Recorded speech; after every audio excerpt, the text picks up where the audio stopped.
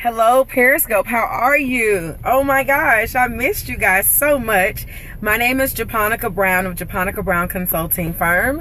It is, what day is it? Oh, April 25th, and it's 8:46. And I'm so happy to see you guys and to talk to you again. Thank you for tuning in. Please don't forget to follow me on Instagram at I Am Japonica. You can follow me on YouTube. I changed the name. It is also I Am Japonica. And I have a Facebook fan page, which is I Am Japonica. So God has been so gracious and faithful to me as I'm trying to build this company and this brand and continue to bring you what God has given me every single day.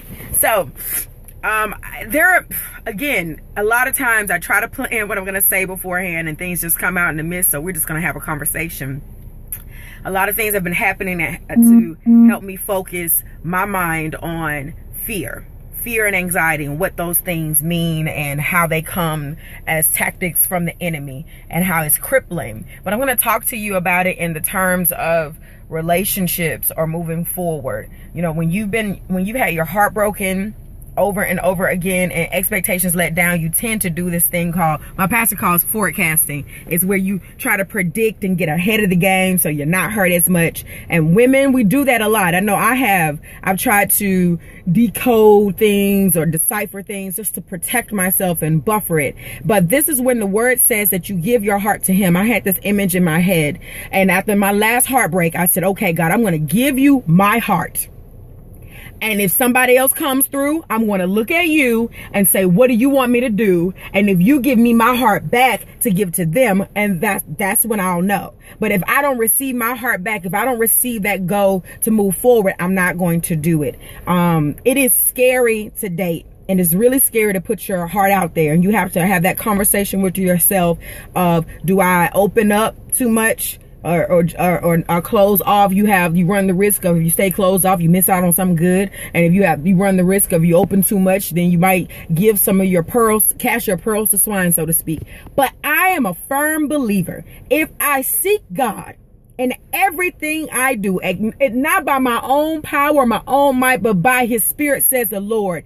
If I seek him in all my ways, he will direct my paths. So I say, God, what do you want me to do? Should I text him back? What should I text back? Should I call him? Should I answer this phone? Everything, because I just feel deep down in my heart that he's not going to steer me wrong. But if I lean to my own understanding, you know what I'm going to lean to? My past experiences, my broken heart from my father not being there. I'm going to lean on what I saw my mother do with her guys in her life. I'm going to lean on what I think and what I know, what society has taught me. And society and my childhood and my mother's past relationships were flawed. If you want their same product, you use their same pattern. So if you had a dysfunctional childhood and people did certain things, and you see your mother single and dejected now, or you see your mom or your dad on their third or second marriage, and you see things as a product now, then don't follow the same pattern. My mother was very strict on me when I was younger because she did not want me to make the same mistakes that she made. And she wanted me to follow a different pattern. So if her mom, which is my grandma, let her hang out at night, then she wasn't going to let me hang out at night because she didn't want me to have the same product. That's what's wrong with some of these parents now. They want to be their kids' friends rather than setting a different tone for a different pattern so their kids can have a different product. That's when you get a grandma, a great grandma that's 40, a grandma that's 30, and a mother that's 16. That's how you get that like that, because you didn't set the tone for a different pattern. So if you want a different pattern in this relationship or in this new friendship that you're forging, you got to do some things differently. So you can't lean to your own understanding because it's flawed. It's brokenhearted. We are adults walking around with little children inside. Now, your little kid may be still waiting for daddy to come home, or for your mom to spend some time with you, or for them to go to a basketball game. You don't think so. And you're 40 and you're 35 and you got your own business and you got your own wife and you got your own kids. But deep down inside, you're still looking for that feeling that you would have gotten if they were in the stands. You're looking for somebody to cheer you on. This is how you heal that little kid inside. You have to go to the Father among all fathers. I had such a hard time when my dad died. I thought that was my only advocate on this earth. He did everything for me. I would call him. I say, Daddy, I need X, Y, and Z. And he'll say, I got it. That was it. Just that one word. I got it. And I'll hang up the phone. Cool. Let's go party. Daddy said he got it. Right? And when he passed away, I said, who's going to do that? Where am I going to go? Who am I going to call? And I'm so grateful that I was able to identify my heavenly father as my now earthly father, and that I go to him in the same way. Daddy, I need this, God. I need you to move on my behalf in this, and I got to stand on his word alone that he says, I got it. And I need to go and play. I need to go kick it. I need to go have fun. I can't sit there and figure out how he's going to do it, because I never did that with my earthly father. Never once did I sit in my dorm room and say, well, okay, if he transferred the money from that account. No, I didn't even know I didn't know what my daddy was doing. All I knew is he said he got it, and that was enough for me. That has to be enough for you. You have to know that as long as God says that he got it, it's enough. You don't have to know how. You don't have to know when. You just trust and know that he's going to give it to you when you need it. So, ladies, as we're holding on to God's unchanging hand, as we're waiting for him to lead our Boaz to us, let me tell you what you do in the meantime. Let me tell you what you do while you wait. You glean. Glean. Glean. Glean. What is gleaning? Ruth was gleaning in the field. She wasn't, and I said this on Facebook yesterday, she wasn't, let me glean cute, girl, because it's some men out here hunting. I need to look good, got bundles on deck, face beat, let me glean cute. Gleaning is a dirty job. People, they're confiscating the grains, putting them in buckets and carts, and sometimes they fall off the side. And the people who don't have food, or the people who need some extra help, catches it from falling on the side, and they don't worry about it. They just let them catch it, right? She was gleaning. She was dirty. She was hot. She was sweating. Hair pulled back, working, because her and Naomi had to eat. That's what she was doing. What does that mean today, Japonica? Go to work. Work on you. How do you become better? How do you work on your health? Girl, you've been talking about losing 20 pounds for 5 years. Lose the 20 pounds. Take a cooking class. To go to a concert. Get a passport. Travel around the world. Go do something fun that you've always wanted to do. Go to work. Do something. Because your life doesn't start when you get married. I know a lot of married people. That's not when the be all end all. That's when the work really starts. That's when you got to take consideration of somebody else's feelings. That's when you got to lift him up and pray for him and be supportive when he ain't being supportive to you. Be nice to him and loving to him when he's in a funky mood. That's a ministry. You got to take care of a whole nother person, spiritually and physically and emotionally. You need to be there for him at all costs, because you got to trust that he's going to be there for you at all costs. This is a job. There's no 9 to 5. It's a 24-hour task. Slide in. You want to know what your clock in is? When you put that ring on your finger, clocked in, and you don't clock out until one of y'all clock out this earth. That is work.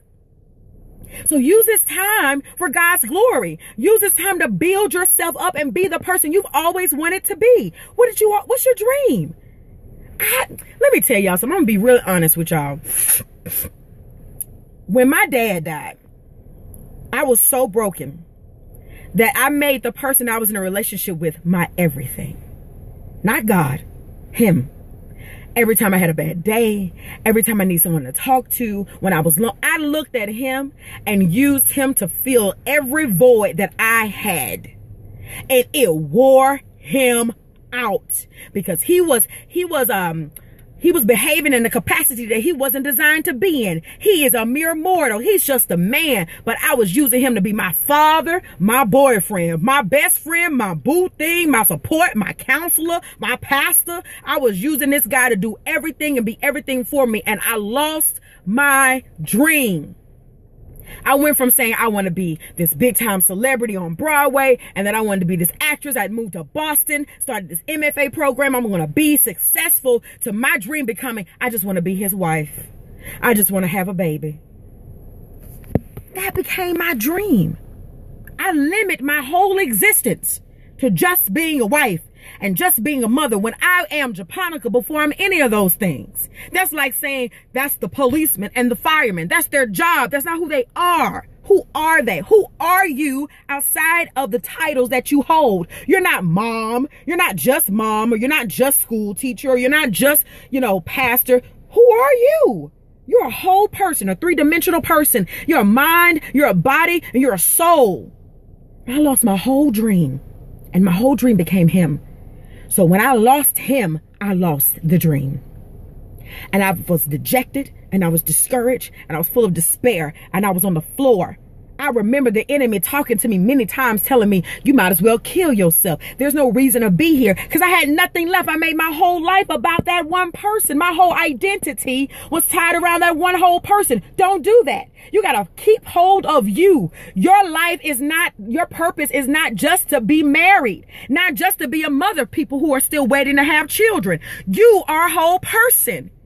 You got to take some time to figure out who you are holistically, because a wife and a mom is a job, is a title, but it isn't who you are. And a lot of people who've had babies feel that way when they're in postpartum depression or the postpartum segment of their pregnancy or their transition. They feel like, okay, well, what about me? They lose their own identity, their own individuality. You got to feel that first, because baby, my daddy used to always say, nothing lasts forever. And I got smart with him one time. I said, that means good things too, Daddy? He said, yeah, that means good things too. So if something ever happened, if God ever called on you to be an Abraham and sacrifice an Isaac, whatever Isaac is in your life, whether that be your relationship or your job or stepping away from your children, whatever it is, whatever he asks of you, are you willing to do it? Are you in a place where you know yourself enough and you know your creator enough where you trust him if he tells you to let it go? Or will you disobey him and keep the Isaac just because the Isaac makes you a father? Just because the Isaac affirms you, just because you're in a relationship, just because he tells you sweet things, just because your kids make you who you are. It is nothing more disturbing that I see is when a parent is living through their children and they've forgotten about their own dreams. You ain't dead yet. You can do what you want to do. You can have a business and have the kids too. You can.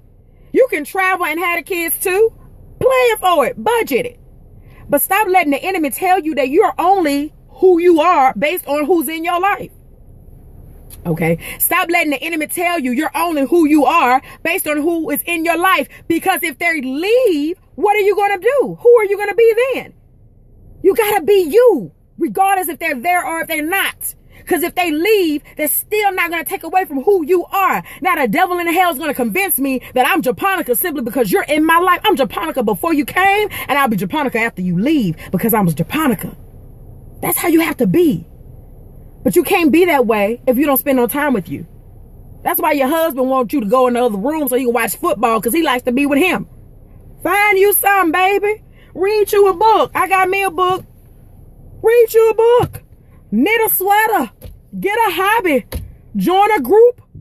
I don't care what you do, but you find out who you are holistically before you try to partner up with anybody. Because if you don't, you're going to be left feeling empty, half full, incomplete. And then any kind of riffraff that come with a nice little rap about him, got a nice little swag about him. You, God, he my, oh, thank you. And then you get stuck.